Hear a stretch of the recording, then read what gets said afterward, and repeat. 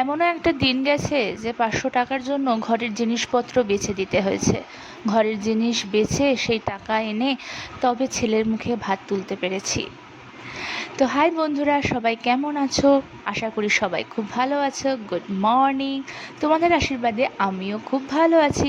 আজকের একটা নতুন ব্লগে তোমাদের সবাইকে স্বাগত। তো দেখতে থাকো। দেখো, আমি ফ্রেশ হয়ে নিয়েছি, মুখে জল ঠল দিয়ে যেন মনে হচ্ছে একদম ঠিক হয়ে গিয়েছি। তো যেটা বলছিলাম, যে একটা সময় 500 টাকার জন্য মানুষের ঘরে ফেই ফেই করে ঘুরেছি, ঘরের জিনিসপত্র বিক্রি করে দিয়েছি।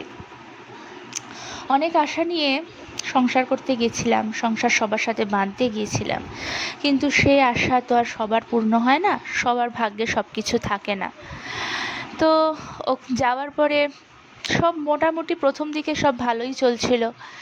তারপরে যেরকম হয় আর কি, সাপ তার নিজের খোলস ছেড়ে বেরোয়, তো সেভাবেই শুরু হলো সব কিছু। দিনের পর দিন মানসিক ট্রমা, মানসিক একটা অত্যাচার, সব কিছু নিয়েই চলছিল।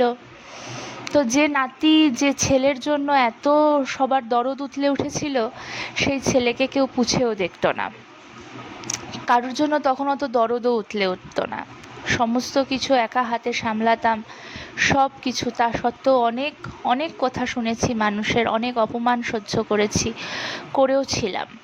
তারপরে ভেবেছিলাম হয়তো একটা চাকরি পেলে সব ঠিক হয়ে যাবে। তার জন্য ওখানে একটা চাকরির পরীক্ষাও দিই, সেখানেও পাশ করি।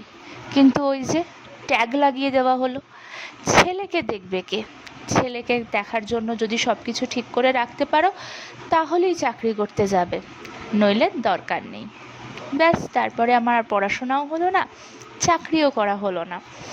তো ঘরের কাজই সামলাচ্ছিলাম, ছেলেকে সামলাচ্ছিলাম, পরিবার সামলাচ্ছিলাম, তাতেও কারোর কোনো দিনও মন পাইনি, সেভাবেই চলছিল সবই।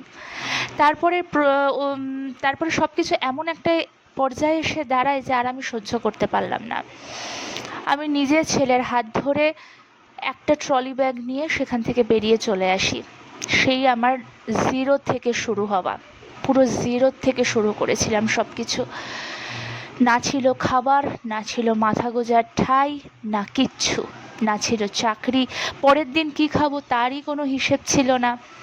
সেখান থেকে একটু একটু একটু একটু করে 0 থেকে 0.2, অন্তত একটু 0.2 হলেও ঘুরে দাঁড়াতে পেরেছি, এটাই আমার কাছে অনেক।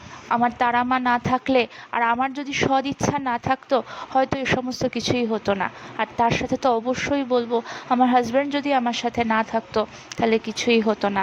এমন একটা দিন গেছে যে ছাতু খেয়ে দিন কাটিয়েছি, মুড়ি জল খেয়ে দিন কাটিয়েছি, আমার ছেলেকে নুন ভাত খাইয়ে দিন কাটিয়েছি, কিন্তু কাউকে কোনোদিনও বুঝতে দিইনি।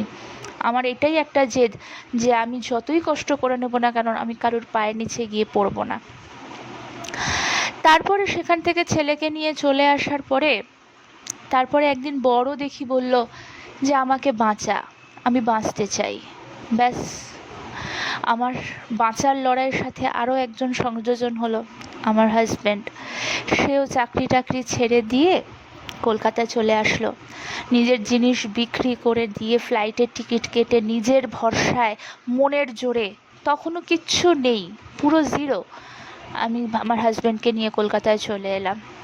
হাজব্যান্ডের চাকরির জন্য অনেকের কাছে ঘুরেছি, তাদের কাছ থেকে একটাই উত্তর পেয়েছিলাম, জানো তো, হাতে থালা নিয়ে রাস্তায় ভিক্ষা করতে বসো, যখন চাকরিই নেই, পয়সার খুব দরকার, তখন ভিক্ষা করো। অনেক কিছুর মুখোমুখি হয়েছি, অনেক কথা, অনেক নিন্দা, অনেক কিছু, অনেক বদনাম নিয়েছি, কিন্তু আমার মন থেকে আমি বিশ্বাস ছিল যে আমি তো কোনো অন্যায় করিনি, আমি তো সৎ পথে চলছি, ঠাকুর নিশ্চয়ই আমার সাথ দেবে। আর ঠাকুর আমার সাথ দিয়েওছে। এমন অনেক শুভাকাঙ্ক্ষী মানুষ আমার জীবনে তখন ছিল যারা আমাকে সাহায্য করেছিল। জিতের চাকরি হলো, ওকে একটা ভালো জায়গায় চাকরি করে দিতে পারলাম। আমি কোনো দিনই বলি না যে আমি সব কিছু করে দিয়েছি। আমি করেছি কার জন্য করেছি? আমার সন্তানের জন্য করেছি, আমার হাজব্যান্ডের জন্য করেছি। ওরা ভালো থাকলে তো আমিও ভালো থাকতে পারবো। সেখানে আমার কাউকে কৈফিয়ত দেওয়ার দরকার নেই, কাউকে আমার হিসেব দেওয়ারও দরকার নেই যে আমি কী করেছি। যেটা করেছি সেটা সময় হিসেব দেবে, সময় উত্তর দেবে, সবাই সেটার জন্য অপেক্ষা করবে। শুয়ে থাকলে বসে দেখা যায়। আর তো রইল বাদবাকি। তারপরে তো শুরু হলো আমি, আমার হাজব্যান্ড আর আমার ছেলের সবাই মিলে একসাথে পথ চলা।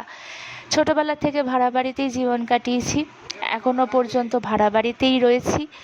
আর সবাই তোমরা জিজ্ঞাসা করতেই পারো যে এত স্ট্রাগলের মধ্যেও এত ভালো বাড়িতে ভাড়া রয়েছি, তার একটাই উত্তর দেব যে আমার ছেলেটাকে মানুষ করতে হবে।